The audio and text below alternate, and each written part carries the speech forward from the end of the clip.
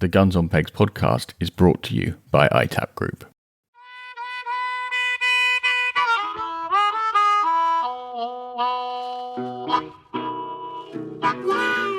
Hello and welcome to the Guns on Pegs podcast with me, George Brown. And me, Chris Horn. Chris, very nice to be in the same room as you again. I hope we're making a habit of this, aren't we? 2 in-person recordings in a row. Yeah. And the last one sat with me a lot, you know. Has it? Yeah, so we had Eddie Norfolk in recently, for those of you that haven't listened, and he said one thing which I've thought about a lot, which is, as a shoot, find one thing and be epic at it. Yes. And I've thought about this a lot, and I've just thought, this is so simple, I love it. I can see so many people doing this. It's such an easy message, isn't it? Because I think this is true of all sort of conservation and environmental conversations. It can feel overwhelming. What can we possibly do about nature decline? Well, that's quite a big thing to deal with. But if you pick one species, whatever it happens flora, to be, fauna, whatever, like just go for it. Really go for Make it. And then the thing. knock-on effects of doing that will have a wider impact. Yeah, exactly, yeah. It's a lovely one. So as we said last time, if we're in the same room, it means we've got a really special guest with us. Yeah. So take it away. Introduce our guest. Our guest today has got a CV like I've not read out the pod since last week. Prior to that, a long time. Our guest today is a zoologist with a BA and DPhil from Oxford University. He's a fellow of the Royal Society of Literature and the Academy of Medical Sciences. He served in the House of Lords between 2013 and 2021. As a journalist, he worked for The Economist for 9 years. He's been a weekly columnist for The Telegraph, Times and Wall Street Journal, no less. His TED Talk, When Ideas Have Sex, has been viewed more than 2 million times. He's also written 10 popular science books, the latest of which, Birds, Sex and Beauty, The Extraordinary Implications of Charles Darwin's Strangest Idea, was published last year. A few weeks ago, his estate, East Carnegill in County Durham, won the Gold Award and very much deserved at the 2025 Purdy Awards. So please put down your binoculars, step out of the bird hide and give a very warm welcome to Matt, the 5th Viscount Ridley and Baron Wensleydale. That's me. Have you ever been introduced like that? I don't think many people have spotted the Wensleydale. Well, when I read it, I was absolutely thrilled because I think that is probably the best title in the whole of the peerage, is it not? I think that this is, Baron Wensleydale, and this is what Wallace and Gromit wanted to be. It's for some reason people find it funny, and I would like to point out it's very. Sadly, I have no connection to Wensleydale. It's the reason is because I had an ancestor who was made Baron Wensleydale, who was a judge, and I don't know why he took the title. I think his wife was from that area. But he didn't have any offspring. So when his grandson became Lord Ridley and was offered a secondary title, he said, I'll revive my grandfather's title. Oh, lovely. So that's the story. But I'd quite like to, be known as young Wensleydale, not. Fantastic. It's a good one. I mean, there's so much in there. I mean, we could pick your brains for hours on lots of this stuff, especially not least with obviously all your journalistic background with all the Scripan stuff, but also with the way that shooting is at the moment and the sort of airtime or not it gets given. We've had a long running debate in the pod about whether shooting should be in the limelight or not, and what the best approach is, with many differing opinions on this. And I'm sure you've got a couple. Maybe we can drop that in. I'm sure we'll get onto some of that, and we'll definitely get onto your book in the second episode, and the Purdy Award and a lot of that stuff in that introduction we'll get onto. But, and quite importantly, the way we'd like to kick off all of our podcasts, just to set the tone really, is to start off with a drink. So I'm going to ask you, Matt, what's that you're drinking? It's whiskey. It's not Scotch. It's because it's English. It's the Cotswold whiskey. And a friend of mine was involved in starting the business, and he brought it to me, and I thought it was very nice and very smooth. So I brought a little bit of that. There's a whiskey distillery just starting in Northumberland as well. So there are in the lakes. So there's quite a lot of English, and Norfolk. There's quite a lot of English whiskies now being made. And I think it's delicious. And what I love about whiskey is that it just sort of reminds me of the countryside, actually. It reminds me of a peaty hot bath after a day's stalking or something like that. I've told this story on the podcast before, but when I first started getting into whiskey, it was because the smell of a peaty whiskey reminded me of the bathwater in Glenelg where we used to go on holiday when I was a kid. It's the same colour, the same smell, same taste. I can't remember drinking a lot of bathwater, but it was such an evocative thing, and it really does. For me, whiskey is a countryside drink. It's a strange thing that it is. Is there anything about a Cotswold whiskey that you can tell is Cotswoldsy about it? Does it does it have anything distinct? I think I'm a pretty incompetent taster of anything, so I like it. I like the taste of it. It's not ridiculously peaty and smoky like some of the Isla ones, you know, that taste like creosote a bit. Good creosote, but still. But nor is it bland and boring. You know, it's so I'm ashamed to say I can't really put a fancy description on it, but it's jolly nice whiskey. But it's good, worth trying. Yeah, it is extremely worth. I think I've had it on the podcast myself. Sorry, I believe their gin, which they make, uses lavender instead of juniper, which is quite an interesting idea. Does that make it not a gin, though? I think you have to have juniper to be gin, don't Maybe you? there's some juniper as well. I don't know. But yes, I mean, a lot of gins, will use interesting botanicals, won't they, to make themselves distinct. Lavender sounds very pungent. It does. In a gin. Yeah, it doesn't. Or it sounds like it's going to taste like deodorant, doesn't it? It's like that bathtub but it doesn't. gin. It tastes fine. Oh, does it? Yeah. Lots of people rave about that bathtub gin, and then you get given one, you're like, oh my god, what's this? I've never come across it. It's in that bottle that sort of looks like it's got a paper bag stuck around the side of it. Oh, okay. But anyway, proper hooch. Not for me. George, what are you drinking? Well, I've got a slow gin. Oh, yeah. Which is not that unusual for a podcast. No. But this is quite a special slow gin. It was a gift when we went to Wales to shoot at the very back end of the season. It was a gift from the guys at Holland and Holland. And it is the Holland and Holland number 575 slow gin. And it, like anything from Holland and Holland, it's got quite a flowery description. So I've actually popped it in the script because I think it's worth reading out. Made with wild English sloe berries, British sugar, and Holland and Holland's proprietary number 527 London dry gin. It's been extensively barrel aged in American bourbon cherrywood smoked casks for a satisfyingly rich flavour. And the name comes from the serial number of an early gun made for the Holland and Holland founder, Harris Holland. And it's very, very nice. I mean, I wouldn't say that it's necessarily noticeably different from a lot of other slow gins that I've had. It's maybe just got a touch of more depth to it, but it's very nice, and I'm pleased that I brought it along. Not too sweet, perhaps. It's quite sweet, but not overly sweet. I think the cherrywood would give it a bit of sweetness, but it's really nice. For British sugar. I did once, a very long time ago, and not for very long, because I was not very good at the job. Well, I like how the sort of, the world's gone round and some of their stuff's in your drink. Yes. I was extremely bad at working for British Sugar. Chris, what about you? What's that you're drinking? I've got a beer I've never had before. Okay. And I'm delighted to have now had it. Right. Back in the early 90s, when I was just mad, all I ever spoke about was football. And Newcastle Brown Ale was on the front of the Newcastle shirts when they were a little bit better than they are now. And Shearer. When we were 12 points ahead at Christmas and still managed to choke and lose. Yeah, don't remind me about it. Yeah, that era. Sort of going all Sam Fender, Anton Deck, and I'm really delighted I've now got it. And all I can do is picture a Newcastle shirt when I do it. And you're a bit of a Newcastle fan, Matt. I am. I'm a bit of a fair weather fan. I like it when they're doing well, and I try to forget about it when they're not doing well. But it's a terrible affliction because it's not, because I thought I would die without them winning anything, and I'm nearly 70 years old. And last year they won this Caribou Cup or whatever it's called. Yeah, the League Cup will go with it. Changes the sponsor. League Cup. Yeah, exactly. Yeah. Call it the Milk Cup and have done with it. No, that's because your slight loose association with Norwich. They won the Milk Cup in '85. Yeah, something like that. I have no idea what Carabao is, but it sounds like a reindeer. Energy drink. I think it's an energy drink. Right. I wouldn't know. Well, it's because these are the only drinks companies that have really got big marketing budgets, because their margin on their drink is so astronomical versus all the other drinks that are out there.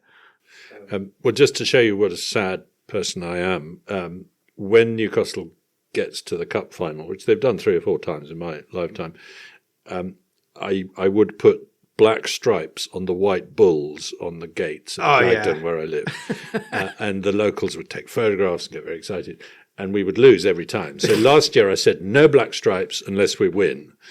And it worked. We won. I was so pleased So we put the black for you stripes guys on. when you won that. It was very good to see. It was a local lad from Blythe, literally just down the road from where I live, Dan Byrne, who scored the first goal. Yeah. Oh, very good. Well, I mean, I did actually see it and think, I wonder, I didn't actually know you're a Newcastle fan, but I thought, given how close you are up that way, there's a chance. So, well, I'm delighted. And this is actually a really good beer. I thought it wasn't going to be very good. I don't know why I thought that, but it's really good. Do you know what? It's very, very widely drunk in America. It is, isn't it? Yes. Much less so here. Yeah, I don't really see it at all anymore. It's interesting. Yeah. Don't know why. I mean, honestly, if that was on tap in the pub, I'd drink that regularly. It's like Doom Bar, basically. Doom Bar are now on sold the way, out. yeah. They're gone completely. Yeah. Where's that going to be brewed? America. I don't know. What a shame. Yeah, very big, great shame. On the other hand, Brewdog are kaput, which is less of a shame. I did see that. My wife's team party was in a Brewdog thing, and then they all of a sudden couldn't go, and I was like, We've all got a drink, so it's time to turn to our email inbox for a round of Whose Bird Is It Anyway? This is where we ask our listeners to write in with their shooting quandaries and queries and dilemmas, and we do our level best to help them out. Our first Whose Bird Is It Anyway submission comes from someone I shall call Oedipus, who writes, I'm just getting back into shooting after a long break. This season I was fortunate enough to be invited as a guest on an old friend's shoot towards the end of the season. It was a lovely excuse to travel down, reconnect, and also stand on a peg for a few drives. Only a handful of birds came my way, shots were had, albeit only 3. They, of course, didn't connect. The usual remarks of, was I firing blanks? Do I need a bigger target? Were you even looking? Were heard, and I played them off as the sun was right in my eyes, or I don't usually use a side-by-side, or the safety's in a different place, but it was still a great day out. This is where I have a question. If I'm invited as a guest, should I be warning them that my shooting skills are a little, brackets, very rusty? It's not a safety concern, just more my hit-to-miss rate is very bad. Interesting. If you're invited, okay, you don't have this problem, but let's assume that you didn't shoot very much. Mm-hmm. Can you do that? And you're invited as a guest. Do you let them know? So he's obviously nervous. Yeah. What do you reckon? Well, is he saying I don't hit much or I'm not necessarily safe? Because the answer is very different for that. Yeah, he said if he says I'm so inexperienced, I don't know what I'm doing. He's saying not a safety concern, just more like yes, okay. There's going to be a hole in the line. Well, I think that's fine. I mean, as the host, I quite like it when people say I don't particularly hit much. A, because it means they're not show-offs. B, because it means there's more left over for next time. But there are occasions where the owner of the shoot badly needs his grouse culled or whatever, and he doesn't want people who are completely useless. But I'm British enough to think that it's the polite and right thing to do to underplay one's accuracy. Hard to underplay mine because I'm really bad, actually, but I do try. Yeah, I think I'm with you. I think it's when someone invites you, they invite you because you're you. And yes, I don't, as you say, apart from very rare occasions, no one's inviting you because they think you're absolutely murderously good. That's not why you get invited shooting. You get invited shooting because you're good company. And, if you happen to be quite good at shooting, that may or may not help. Wait, it's a good reason not to be invited back. Yes, don't be too good. Jeez. Yeah. Yes, but we're being quite British here. I remember once when I was living and working in Washington, I once said to somebody at a dinner party, I've just started this new job, I don't really know what I'm doing yet. And she said, that must be a real concern for you. And that taught me, that English understatement doesn't always land. Translate. Yes. It has to be said, if you're really worried, because the concern maybe isn't missing, it's not killing cleanly. Yeah. So I think that we Yes. do just have to say, like, you need to be confident that when you do connect, you're going to, I'm quite good at missing cleanly, but killing cleanly. I don't know quite how that works, but I think wounding is much more is an issue for better shots. because they're taking on more challenging birds, you think? Yeah, that or you're never far away. I think the Yeah. really average shots, like, yeah, they're fine. They're just holes in the line. That's it. Like, it's when he introduces the picker up at the start of the day, you don't say, "Is this my one?" But look, we're now between seasons, and it's a great opportunity if you are getting back into shooting to get out on a sim day or get down to the clay ground and just get back in the groove. Because he says he's getting back into shooting, so that implies that there is a sort of residual, latent ability to shoot that's in there somewhere, and you just need to get it back to the front and get grooved again. I think, don't you? Yeah, I think the wounding point, I think, is the worst bit about all of this. I think that if you're going to go shooting and shoot badly, miss. Don't. If you start wounding, then you need to look at yourself, because that I find there's nothing worse. Like everyone I know would rather miss than muddle one down that you've got to send a dog for half a mile to go and get, because no one wants to be in that position. Yeah. And I think therefore it's up to you as a gun to consider where you might be on that spectrum. Yes. It would be quite helpful to know by how far one is missing, wouldn't it? You tracer shot. Yeah. I think Ely used to make a tracer shot, Weren't they notoriously slow? So, like, the tracer itself wasn't actually a very good guide about where you were. We had some, I remember on the end of a drive on our local syndicate many, many years ago when I was a young lad loading for my dad, and I stuck one in his gun. And it was the last drive of the day. One of these sort of syndicates where you get round 6 drives before the dark, before the birds are going up to roost. So the conditions were such that everyone saw this tracer. But there is a thing called a shot cam, which you can strap to a gun, and then you watch the video afterwards. And I actually did get hold of one and used it briefly, but I could never make it work properly. It kept switching off at the wrong moment and things like that. And downloading the videos was quite palaver. So I'm afraid I only used it one day and then rather gave up on it. But I can imagine that is a way of learning what you're doing wrong. Yeah. I can't live with myself to have one of those on my gun when I'm shooting. But I would really quite like to know. When the wheels come off, you really do want to know, don't you? We might be on the cusp here of a Chris Horn strong opinion. Sticky out chokes or shot cam, which is the bigger red flag? Which is worse? What, that you're a terrible We person? just want to know which one he doesn't like the most, because I know his views on sticky out chokes. I'm known annoyingly, wrongly, to have strong opinions on certain things. It's what a drink does. And our dear friend Avian has a shot cam. Yeah. And he puts his little GoPro on a thing somewhere else. And does Avian have sticky outy chokes as well? No, but Jake does. One of our other co-hosts. Jake has sticky outy chokes. Yeah, no, he's already been judged for that. That's okay. I think a shot cam is much worse than sticky outy chokes. Much worse. Phew, I'll never do it again, I promise.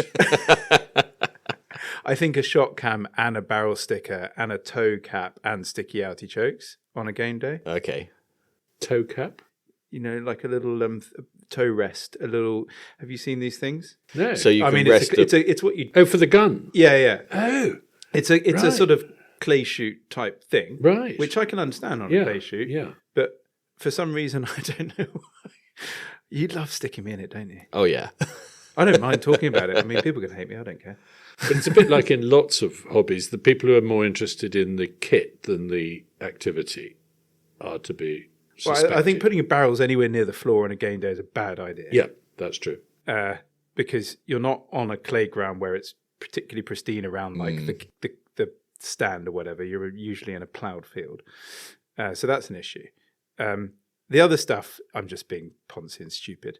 But there's something about the video stuff and the this and that. And I think it goes back to like these titles I see on YouTube, which make me angry. I know the ones you mean like 70-yard monsters? Like, can we just Can we put that into room 101 as well? Yeah, by all means. It's getting quite crowded in there. Yeah. But I just think referring to pheasants as monsters needs to be banned immediately. yeah. Okay, well, that's agree. a nice one to add to the list of banned items from the Guns and Paste podcast. I like it. Shall we move on before you dig yourself another? Yeah, crack on, yeah. Monstrous pheasants. So another dilemma from someone I'm calling Osman, who says, "Hi guys, I work in broadcast TV, and amongst my colleagues the number who shoot are few and far between, more's the pity. However, I got chatting with my boss and it transpired that he enjoyed eating game, which was most cheering to hear.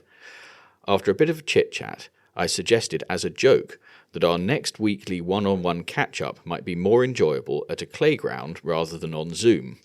To my amazement, he agreed immediately, and we popped off to E.J. Churchill's the next week. He hadn't shot for years, and so I felt particularly pleased to bring another fringe shooter back to the sport. When we arrived at EJ's, I knew I'd made a good suggestion. Firstly, it was a much more interesting place to talk about our upcoming broadcasts. The noise and atmosphere seems to discourage useless corporate jargon and often expedites things. And secondly, it was lumped onto the company credit card. What a result.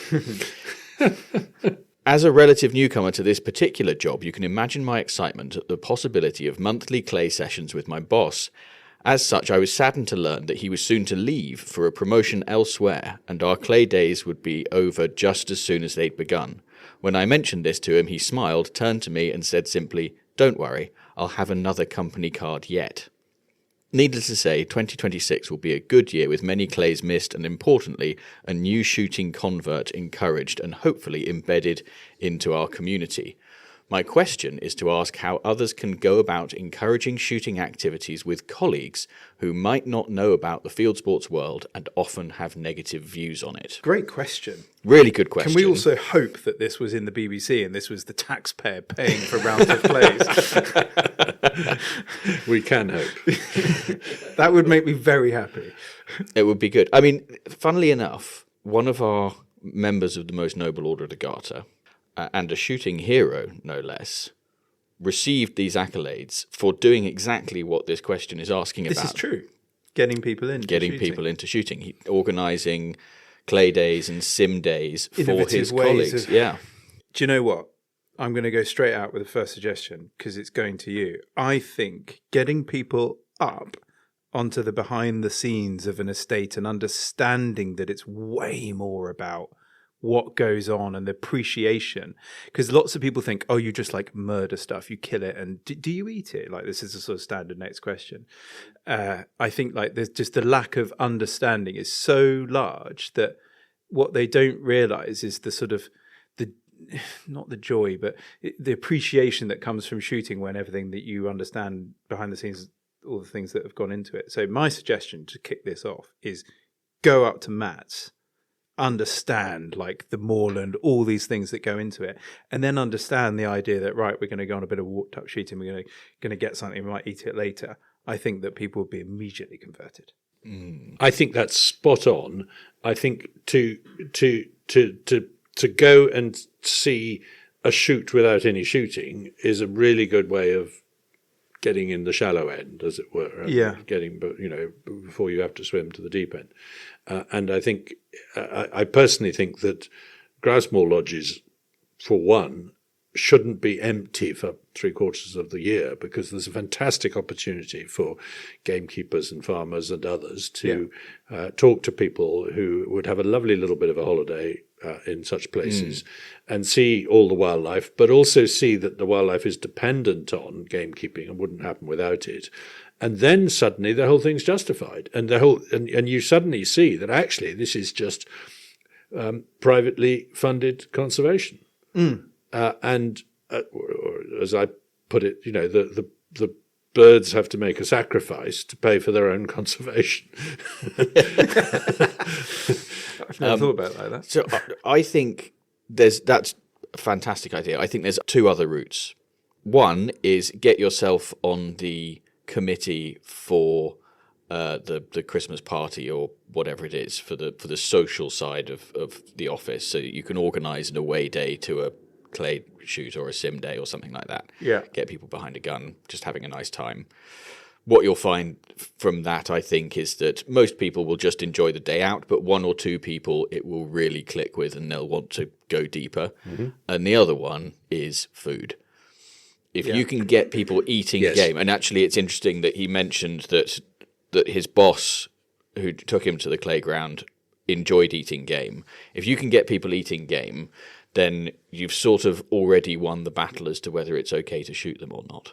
Yep. And you can then progress that conversation in that way. And if you're in charge of your work sort of, dues, you could kill all 3 of those proverbial birds throughout the year. Yeah. So like a Clay's bar visit. Oh yeah. Gets those into the idea of they basically, I think every human has got this sort of killer instinct in them, right? Because we all came from cavemen, right? They just don't know it's there. And I think if you get those out that go, I can point it in the right direction, I could do this, what could I do? They're immediately going to go, let's go clay shooting. Yeah. They will just naturally say that because there's no barrier to entry, right? Then the next thing you do is your suggestion. You get them on a nice game evening to sample all this. Like, what was the restaurant you went to? La Palombe in Kensington High Street, wonderful restaurant with lots of game, and the owner, James Cherovini, supplies a lot of his own venison and pigeons and things. Right, so Q1 we're doing Clay's Bar. Yeah. Q2 we're going to La Palombe. You better hope that this company's got a big it's the BBC, entertainment budget. And then what was the other one? So Q2 we actually, because in the spring we have to go up to you. We're doing calendar cues. Q3 we'll do like a playground sim day thing, yeah. But also, I think in Britain, as opposed to other countries, there's too much of a jump from not shooting at all to shooting hundreds of birds in a day. Yeah. And I think you need much more entry-level shooting, much more this is a day out where you'll fire 5 shots and you'll just find what it's about, and it's extremely cheap, and it democratizing it like that, because there's an awful lot of that goes on in other countries where people, only ever do it once or twice a year and they only shoot a couple of things, and we're not very good at that. Why do you think that is? Well, I think it's because it's become rather too formal here in this country, and a lot of it's based around driven shooting. I personally love walked up rough shooting, pheasants around the moorland edge in the winter, where you only get a handful of birds and you take a lot of exercise. Yeah. And I think we need to make these, as I say, entry level versions of shooting where nobody need feel embarrassed by the fact that there's an awful lot of birds being killed or something. And you're only shooting as many as you can eat, and then once you've got the bug, you can move on to other kinds of shooting if you want. Do you think it's got anything to do with like land access, privately owned land, and also the availability or the lack of how densely populated we are, and making each of those parcels of land pay? Because I'm just thinking about France, for example. Yeah. Like you drive down the road, you come off at Calais, and let's say you're driving down to like Bone direction, right? Just talk wine for a second because that's my comfort zone. If you're driving down on a Saturday, you will see walked up shooting parties from that main road regularly, and they're all walked up. But the amount of land there, yes, it's just vast compared to us, and the population density is a third. So you can do more with it. So like, let's say you take a driven shoot in the UK, lots of driven shoots will do boundary days and stuff, but most of them are wall to the next one. Yeah. So in which case that doesn't actually allow, whereas if we had 5 times the amount of space, you might have more walked up shooting, more availability. Absolutely. And so a couple of years ago on our grouse moor, we got a query from somebody who'd been cancelled in Scotland. It was 3 Italians with setters, and they wanted 16 brace over 3 days. Right, so not very many. Yeah. They just it was for the dogs as much as anything else. And we said, sure, you can go around the bits we don't get to on driven days and things like that. And I'd like, that actually got us into the habit of letting similar days to locals. Actually, 15 brace days walked up. But you can sell Airbnb like B&B stuff, so it makes sense in that sense. Yeah. Yeah. I've had another idea for how to Go on. get game into people's mind, which is if you're the sort of person who takes a lunch into work, make sure you're taking sort of quite elaborate game dishes rather than, a ham sandwich. Take a Pigeon from the weekend. or a bit of venison bolognese or something, And talk about it. and talk about it loudly. Yeah. Do you know what? Just partridge poppers. Take partridge Yes. poppers in, hand them around the office, and you'll have followers Yes. with sriracha. Well, I think that's a really interesting question, and I would like to know how it pans out, please. I reckon, that's a great question, but I also think that's one to put out to the listeners. Like, send in pod@gunsonpace.com things you've done that have Yes. worked really well, because we'll just give these all an airing, because this Yeah. is great, because someone will go, oh, I could do that with my team or whatever. Yeah. And every little helps, as they say. Right. Over to you, Chris. want Unpopular one from me? opinions. An unpopular opinion from someone that we shall call Gloop, who writes, I fear I may have a truly unpopular opinion. For obvious reasons, please keep me anonymous, as I would still like to pick up next season. You don't need to read this bit out. Anyway, we did. Guns should not have dogs on peg unless they are well trained and the gun understands the etiquette around peg dogs. As a person who came into this sport via dogs, I have spent countless hours in a variety of extreme weather conditions training my dogs to ensure they know what is expected of them when the wonderful shooting season starts. I've drilled them to be silent, steady statues ready to spring into action when cast. On the various shoots I pick up on, it's a different matter with the guns dogs. They are truly running around like Augustus Gloop in a chocolate shop. I've seen dogs steal birds, rip them apart, eat them in front of other guns and the gamekeeper. I have many a story of how an unruly guns dog has enjoyed their day at the detriment of the shoot through lost or damaged birds. Now, I understand the guns pay for the day and we are there to do a job. I would welcome enjoy watching a guns dog's work. But when the guns dogs are no better trained than the feral terrier in the park, it's a different matter. If the gun cannot call their dog back, then it should not be let off the lead, especially when there are highly trained dogs around to carry out the fairly simple task of bringing back an undamaged bird, so the meat may enter the food chain. A fellow picker-up set the etiquette early on with me.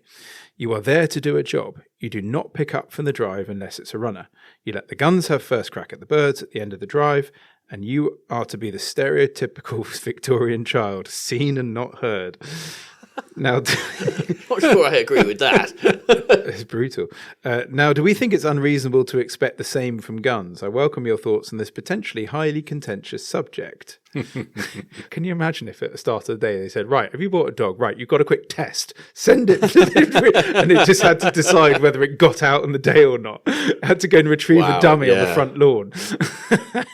That would be quite amazing. Well, I'm afraid that comment is very close to the bone because I have a very badly behaved dog that I have struggled over years to get under control, and I'm well known for yelling at it to no effect. What breed? A Labrador, and I'm afraid it's 9 years old. It doesn't come out anymore. But my Cocker Spaniel is brilliant. Does exactly what that man wants. Looks to me for instructions and comes back when I call and all that. So, of course they've got a point. Is Badly that a- behaved guns dogs. Is that But- nature or nurture with the Spaniel? Well, I think it's nature. I mean, no, it's both. There is no such thing as a badly trained dog, a badly behaved dog. There's just a badly behaved owner and all that.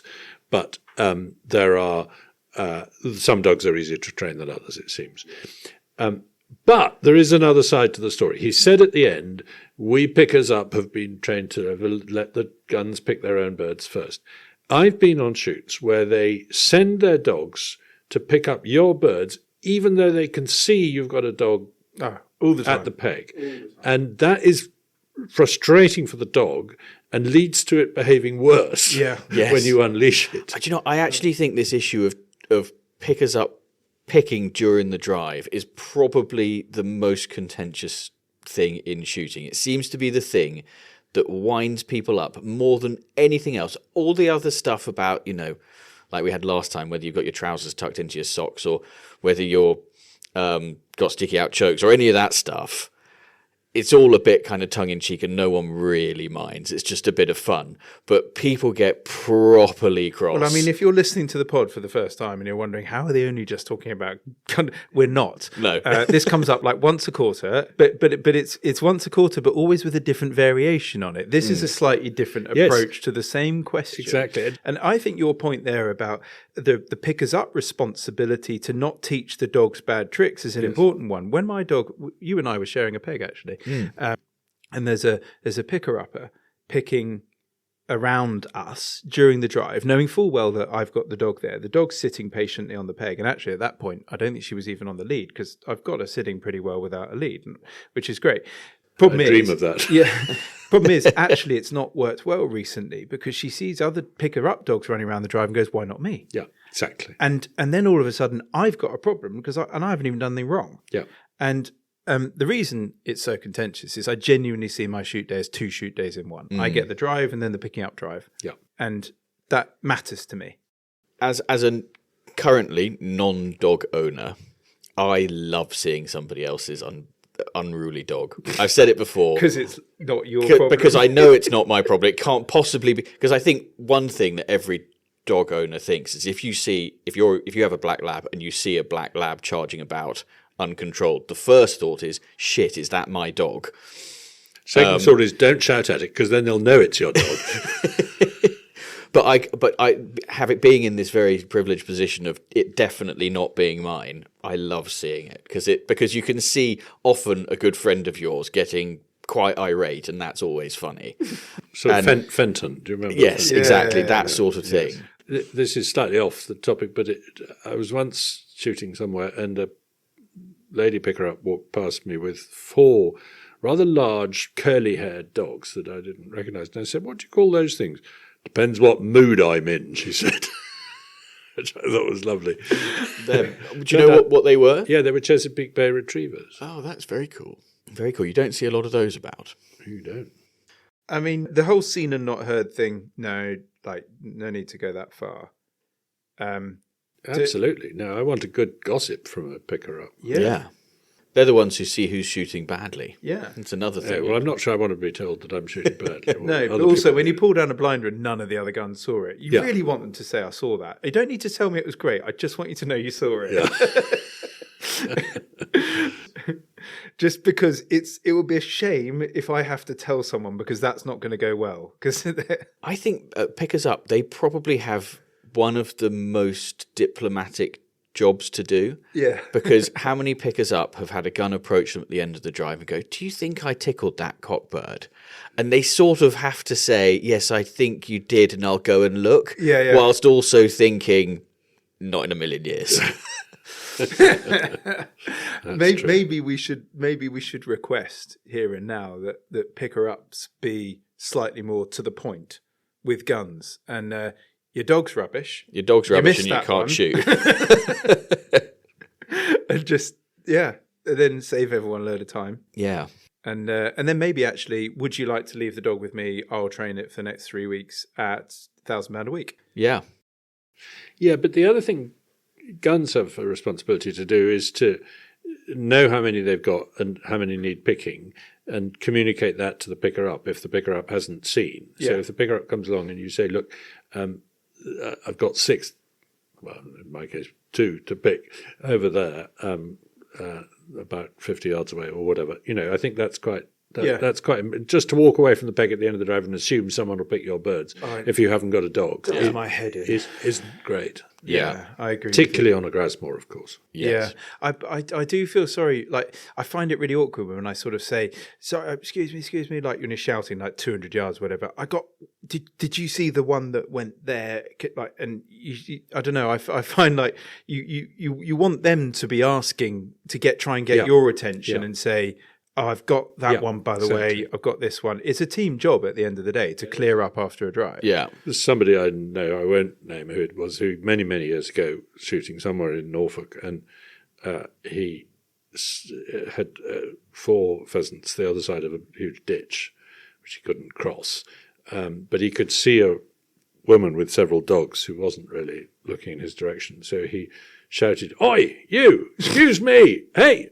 Oi! Yes, you! I've got Good morning, Your Majesty.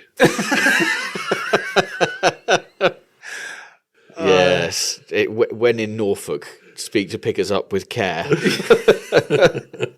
That's brilliant, isn't it? That's very good. So do we think it's unreasonable to expect, he says the same, which I'm assuming is, perfect gun dog behaviour from guns. Do we think that's an unreasonable thing? Well, it's not going to happen. But no, he's got a point. Guns do have to think about the responsibility to have their dogs reasonably under control. Yes. I think for the same reason that it goes back to our point earlier about wounding. You're going to wound it and your dog's going to destroy it. Like, you might as well have not shot it. Yeah. And as we've spoken about before, the other one is, a dog doing the next drive whilst everybody is still picking up from the last one is not to be encouraged. No. But, I think we also have to take into account that, if you are out there picking up with your impeccably trained pack of dogs, you probably can't expect the same standards from a gun because they're not professional pickers up. The dog, as I can't remember who it was, someone came on to talk about gun dogs and said most gun dogs, peg dogs, are sofa dogs for, 340 days a year. And so they can't really be expected to operate at the same standard as a sort of full-time picking up dog would. So I think it probably is a bit unreasonable to expect exactly the same standards, but I think there are minimum standards. Yeah, I think I remember being on a shoot once with someone who said, "Oh yeah, if the bird's wet, my dog will eat it." And I remember thinking, And I sort of did one of those like chuckles to him, like, "I'll enjoy your humour with you, but it's raining today." And so what you're saying... In that case, put your dog back in the car. Exactly that. And on the first drive, dog went in the river, bird went in the river, dog goes in, comes out, and then just 10 yards from me during the middle of the drive, just sat down and ate the meal. And I remember thinking this is awkward. And what do you say to him? Like, he's a fellow gun on the day. Oi, mate. It's just a bit... I think that's social awareness. Excuse me, your dog's eating that bird. Exactly, yeah. Quick vote then. Is this an unpopular opinion? No. Okay. You? I think it is a bit. I think it's a bit too far. I'm saying unpopular. Matt? I think I'm with Chris. I think it's fair enough, but maybe he's being a little bit. He's not seeing the mote in his own eye. Yeah, yeah. This has the most amount of grey area in it of all of them. Okay. Because can I sit on the fence? Yes. This is one of those ones where you're allowed to sit on the fence. However, everyone needs to be very aware that there are lots of issues. Yeah, agreed. Yeah. Good. Well, so I've been outvoted, but I'll take that. Right, Chris, have we got time for one more bit of correspondence? We do, actually. Good. We have a McPodcast. This one comes from Epicurious, who writes, "Hello, Chris and George. A little disclaimer to begin with. I'm not associated with Eat Wild in any way. I'm simply a fan of theirs and your podcast as part of the large majority of the shooting hobby that isn't actually pulling the trigger either at clays or game. Being far more of an eater than a hunter, my shooting isn't so much about the sporting challenge, but what I think I'd like to eat as my way of respecting the game and using the whole animal, eating nose to tail, as Fergus Henderson once so eloquently advocated for. So with that act being said, my fur would be a wild boar in Argentina, an early story from this podcast that inspired the driven element in dense woodland, with the cool given to change cartridge in your gun and the sound of that taking place along with the excitement in the air and the adrenaline of the moment in the dappled sunlight, followed by a clean, quick harvest and successful transport to an area to prep it like Anthony Bourdain did in his TV show, but with the reverence and skill of the chef Richard Corrigan in his book The Clatter of Forks and Spoons would be incredible." Some passion going into this one. There is. "Wonderful black pudding, excellent salami, and some brilliant haunches for roasting.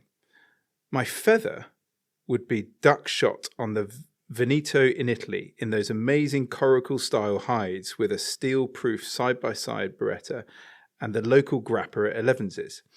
The ducks shot would then have their offal removed for later lunches, and the birds would be barbecued with plum sauce, grilled oats, and sweet corn from a Meatopia recipe cooked by Brad Carter at Undercroft. The fin would be a brace of trout for smoking caught in the lake at Orvis, Sandonona in the USA. Oddly, all of this remains a larger fantasy than the ordinary McNab attempt, as I am a wheelchair user and the challenge of getting to these things would be almost as big, if not bigger, than the sporting challenge itself.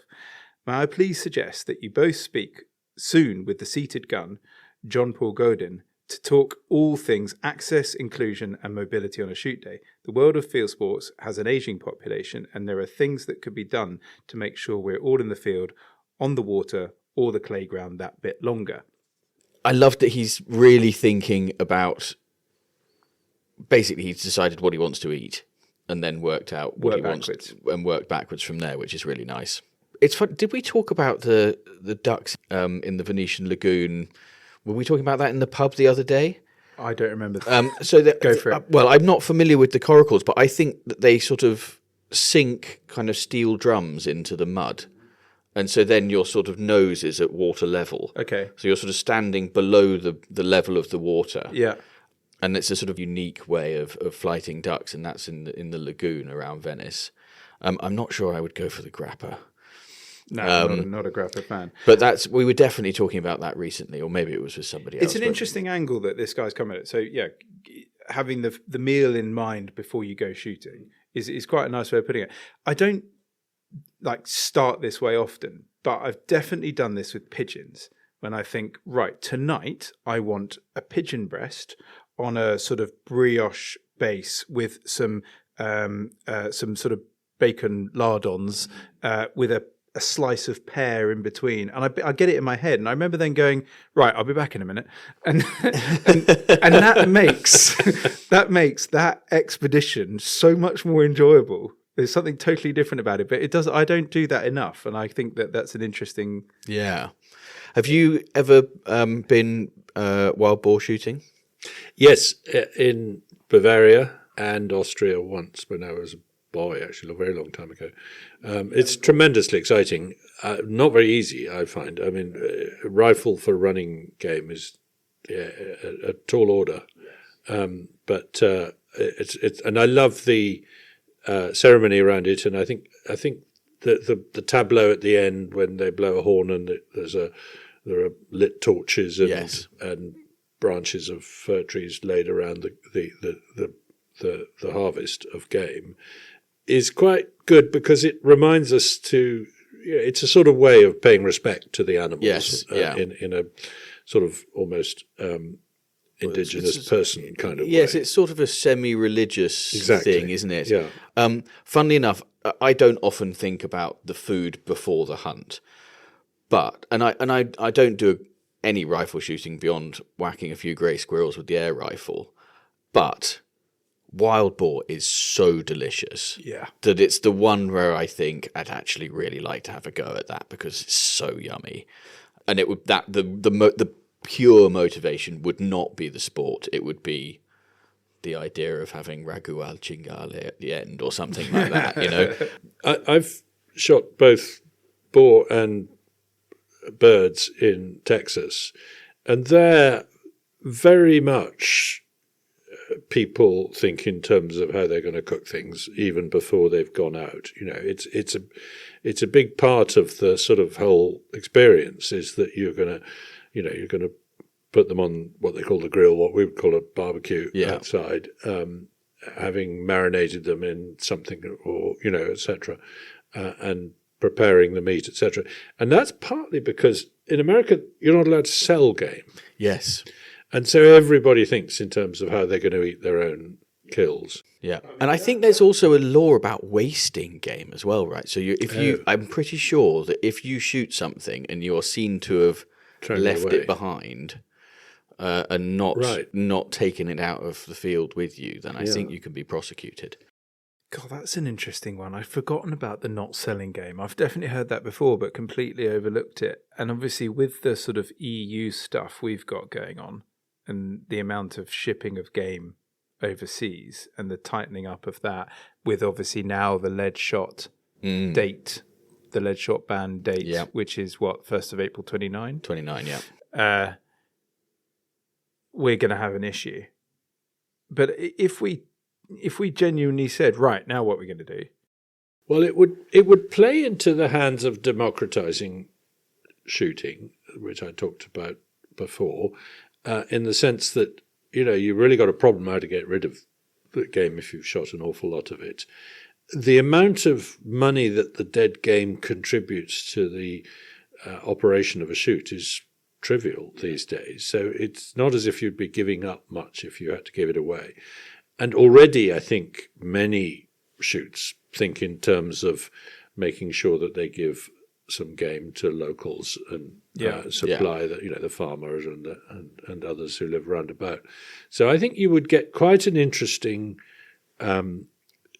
development of the sort of sharing and giving meat away if it was not possible to sell it. But of course, the game dealers would be in trouble.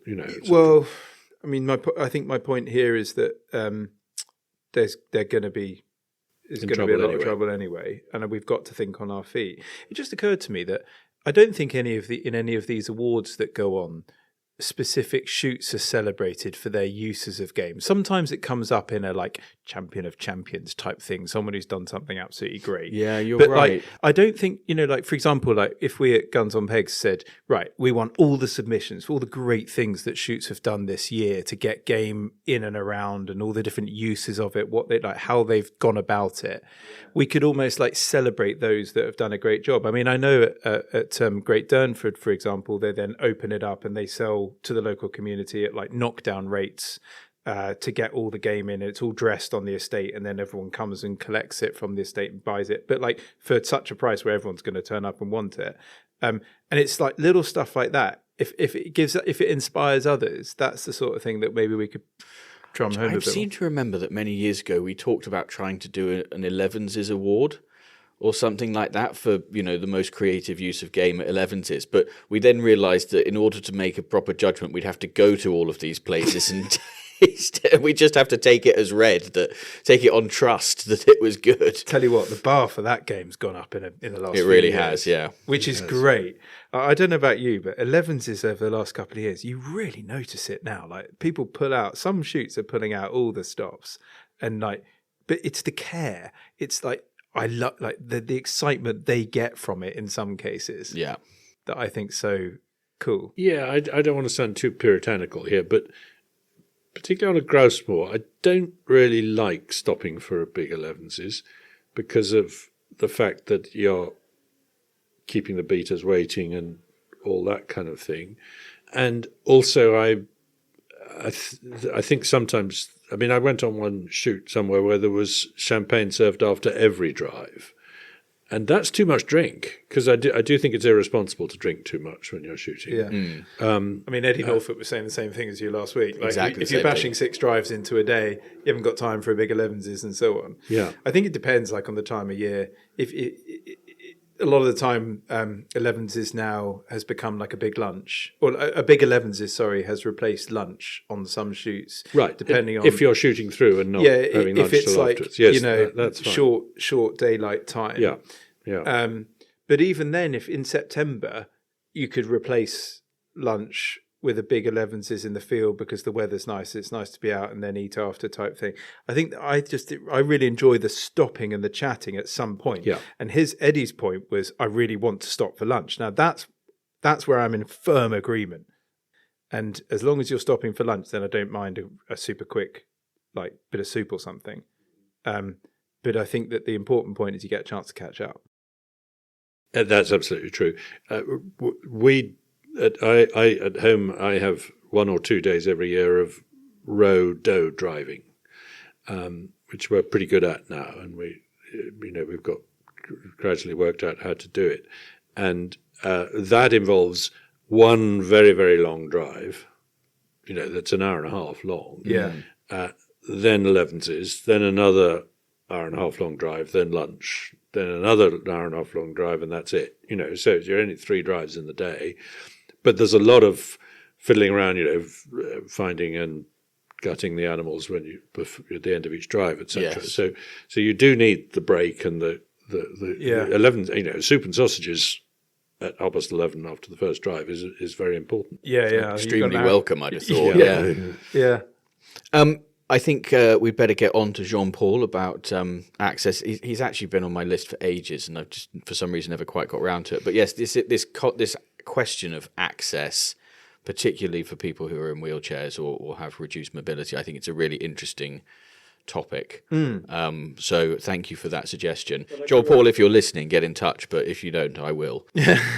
When I grew up on my dad's syndicate when I was young, there was a guy who used to come out on a quad with a swivel seat on the back of the quad. Oh, yes. And he would go to every drive, obviously, on the quad, swivel seat on the peg. So the quad would just go up to the peg. And that solved access entirely. Pretty well. I mean, I don't know. Actually, I can't think many shoots where it wouldn't, like when you're maybe having to go through woods over ditches and whatever else. But like usually you can get around. Likewise, when I was young, there was an elderly colonel who'd given one of his legs to a tiger and several of his fingers too before Second World War. He lost the fingers throttling the tiger, you understand. Oh, wow. God. So he had a wooden leg and not all that many fingers, including no trigger finger, but he'd had the gun adjusted so that he could That's fantastic. shoot. And he had you're right, a sort of swivel thing on the front of a sort of slightly homemade Jeep that he drove. Oh, wow. Literally sticking out the front of the bumper. On the bonnet. Brilliant. There was a chap who farmed near us who was sort of a mentor of my dad's, and he'd lost a hand in the war, and he had a hook, which was, when I was tiny, it was terrifying. But he was renowned locally as being an absolutely phenomenal shot. With the hook? Well, he would rest the gun on his forearm and shoot like that. So he's effectively really only shooting one-handed, but just using his forearm to take the weight of the barrels a bit. I had a thalidomide friend who was similar. He had very short arms, but he had sort of adjusted it so that he could use a 12-bore. It was very impressive. This chap also had, for drinks parties, he had a wine glass attachment for his hook.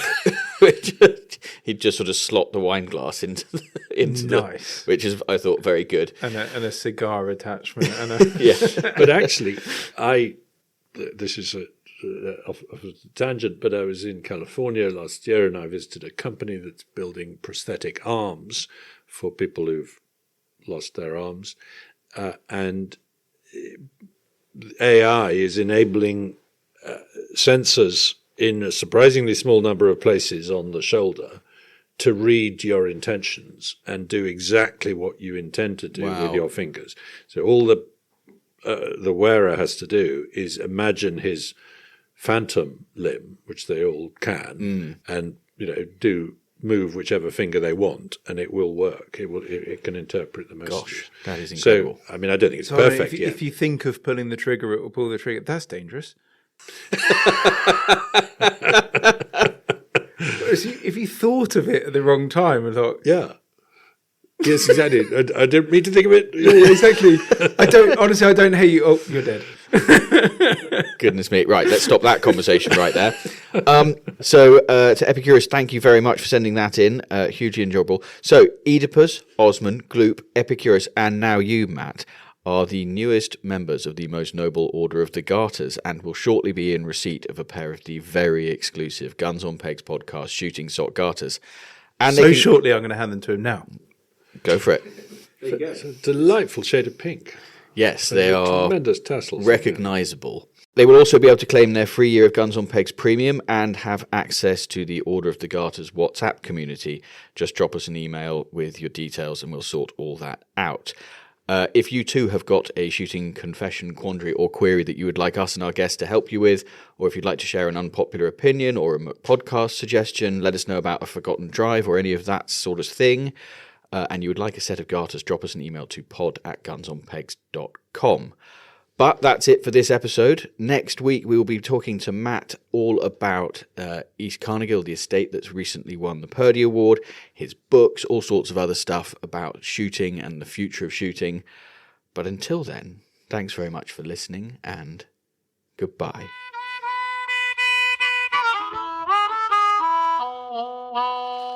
Bye.